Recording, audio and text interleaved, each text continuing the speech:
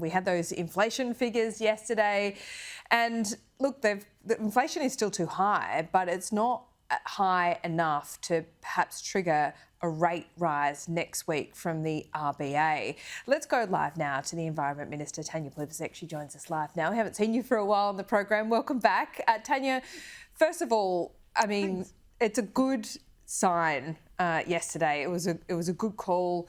Perhaps rates aren't going to go up next week, but people are still feeling the pinch, aren't they? Oh, they sure are. And the government's very aware of the fact that people are feeling the pressure of cost of living, and that's why we have made sure that every Australian taxpayer gets a tax cut. We're supporting wage rises. I think the average now for people on award wages is $143 a week increase since we came to government. That's why we've got our $300 energy rebate, cheaper childcare, cheaper medicines, free TAFE.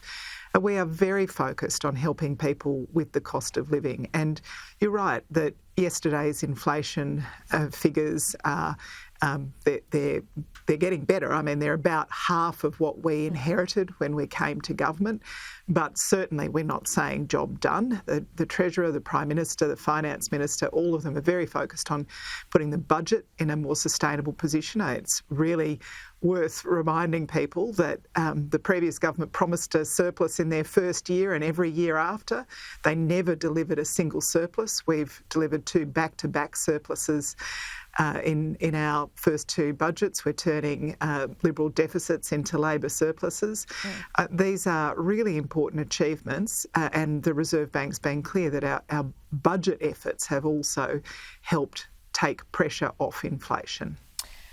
Well, have the RBA been clear on that though? Because we have heard previously, and especially after the budget, that they'd look through some of these, artificial ways that you bring down inflation. I know most people don't care how you bring it down, artificially or not, with those temporary measures. But there is commentary and some comments from the RBA that says perhaps the government does need to do more. Is that on the cards here? Well, we've taken a very responsible attitude to the budget. I mean, the previous government in their final budget spent every dollar of the revenue upgrades they had.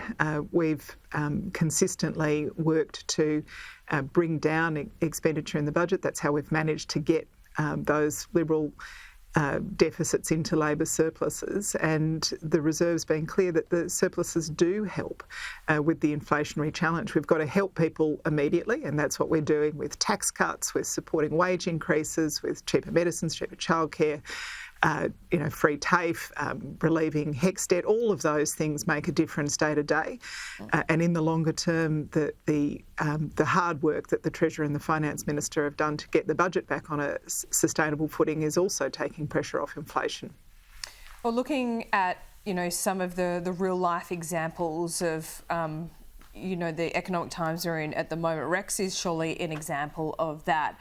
Will the government be willing and ready to bail it out?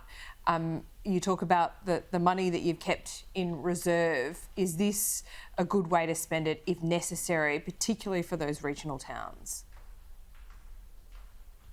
Well, we know that regional communities rely on those links that Rex has provided for work, for leisure, for education, for healthcare, for a whole range of reasons.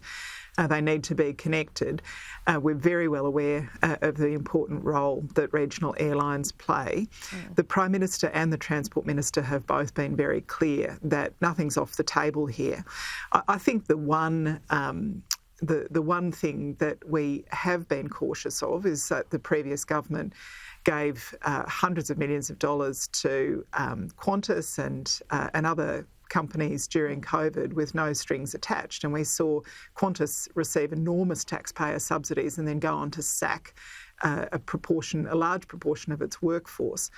We want to make sure that whatever steps we take with Rex are good for the travelling public, but also protect taxpayers' investments. Is part of the thinking here as well, Minister, that if Rex does not survive, it makes Qantas more dominant and therefore less competition, particularly on those regional routes. Is that something you're acutely concerned about?